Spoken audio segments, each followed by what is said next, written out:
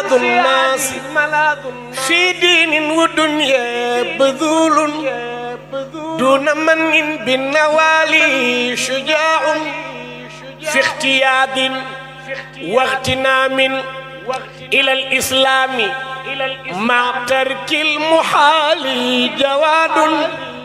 ICFA Institute, Al Madina Travel, Salum Jidda, Sen Info International ak tarixa Tidjaniya in America si njiital suñu imam Mouhamed Sakho ñoo leen di may émission bu mag bi.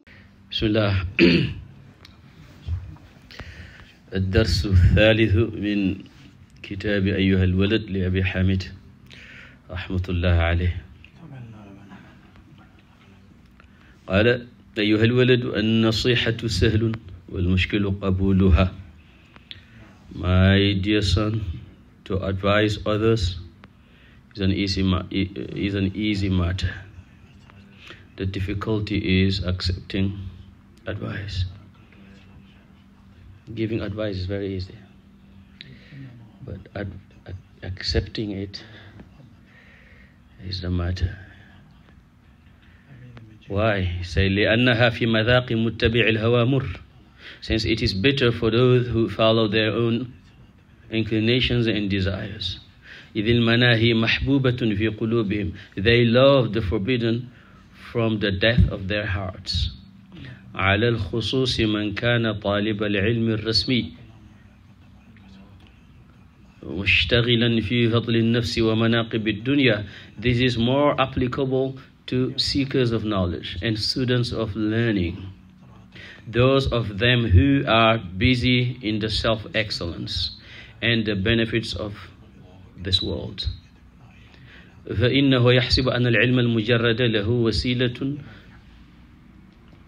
سيكون نجاته وخلاصه فيه وأنه مستغن عن العمل. They believe that mere abstract knowledge without proper action will rescue them.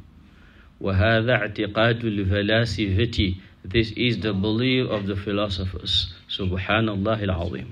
Then he said, لا يعلم هذا المغرور أنه حين حصل العلم إذا لم يعمل به تكون الحجة عليه أكد.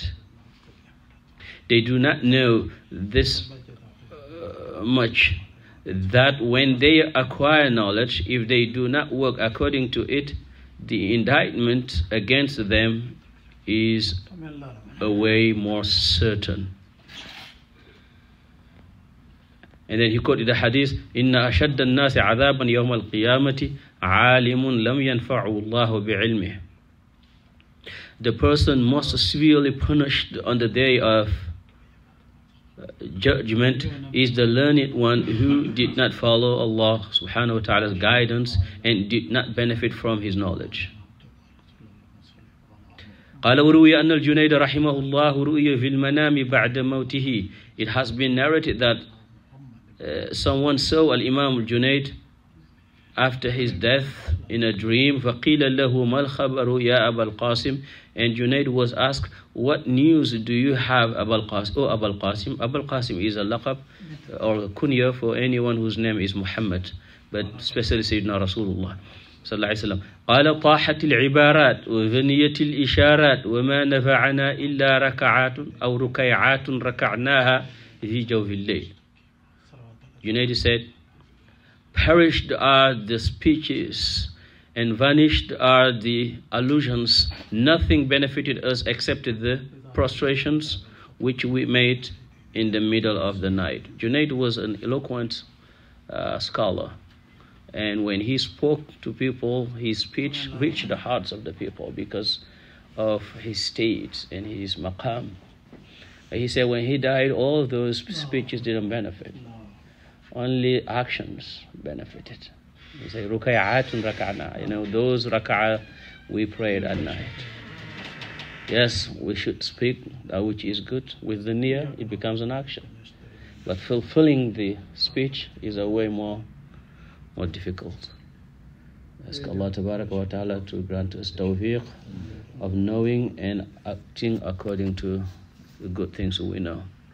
ببركة القرآن الكريم وحرمة الحبيب صلى الله عليه وسلم.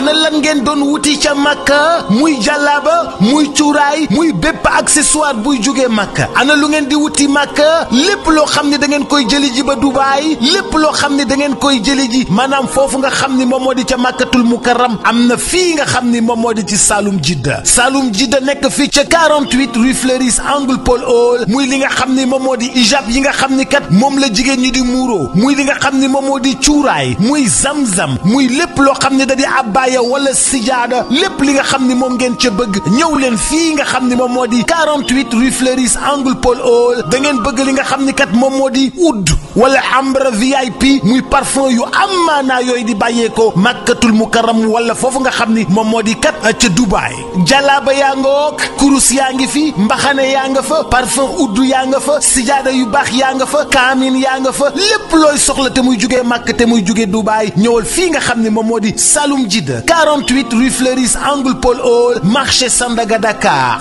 bazin yu baax sax am nañ ko bazin yu baax a baax a baax a baax ca Saloum Jidda rawatina nag lem yoo xam ne ña nga jugee Makka yii miel jëlal gaaw 77 356 32 32 77 356 32 32 wala 77 562 24 24